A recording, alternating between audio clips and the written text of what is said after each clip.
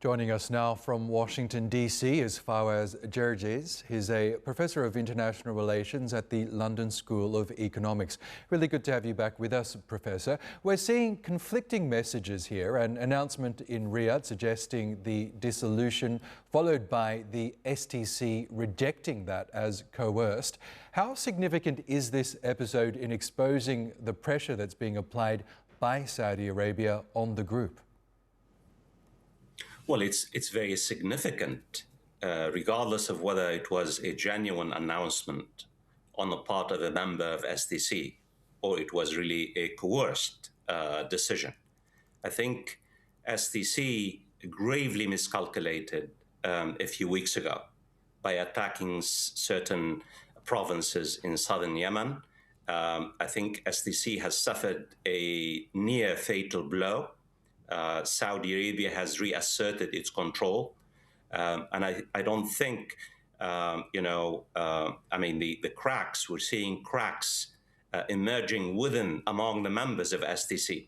So I don't think STC will play a key role in whatever political settlements basically emerges in the near future in Yemen. And Professor, we know the STC is backed by the UAE, while the internationally recognized government is being supported by Saudi Arabia.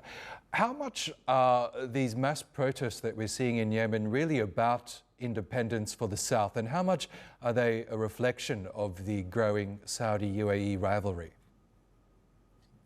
Well, sadly and tragically, this is really a proxy clash between Saudi Arabia on the one hand and the United Arab Emirates on the other hand.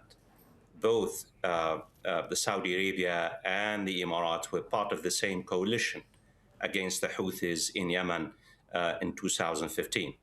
But obviously in the past few years, major differences have emerged between Saudi Arabia and the United Arab Emirates. And I think this particular crisis, the reason why you and I were talking about the STC and the internationally recognized government, because this particular clash has major ramifications for relations between Saudi Arabia and Emirates, not just in Yemen, in Sudan, in Syria, in Libya, in other places. And that's why I think Saudi Arabia, my reading is that Saudi Arabia would like to use this particular moment to really basically move forward and try to find a way out of this particular proxy war with the United Arab Emirates. But we have to wait and see till the dust settles on the battlefield in Yemen to see the ramifications and the consequences of the proxy clash between Saudi Arabia and the United Arab Emirates. Looking ahead, does this escalation increase the risk of renewed fighting in southern Yemen? And what could this mean for the already fragile efforts to stabilize the country? Well, this is really a very critical question. I mean, you and I were talking about the STC and the internationally recognized government and the Houthis in Sana'a and the Saudi Emirati proxy clash in Yemen. How many of your viewers know that the Yemeni people now suffer one of the greatest humanitarian crises in world history since the end of World War II? Hundreds of thousands of Yemenis have been killed or have died as a result of this particular war. There is starvation. The infrastructure has been destroyed. So you could imagine, you could imagine the humanitarian situation in Yemen itself.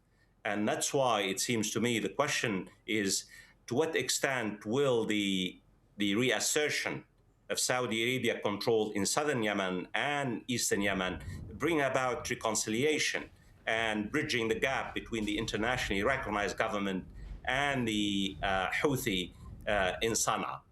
My take is that I don't expect any breakthrough between the internationally recognized government and the Houthis, because I think the Middle East today is in a tinderbox, and Iran has already plunged into a prolonged crisis as a result of social protests in Iran itself. And I think we have to wait and see when the dust settles whether the Yemeni factions, the various factions, could really sit down on the table and bridge their divide that has almost destroyed the country. Okay, Professor Fawaz Gerges, we'll have to leave it there. Great to get your analysis as always. Thank you.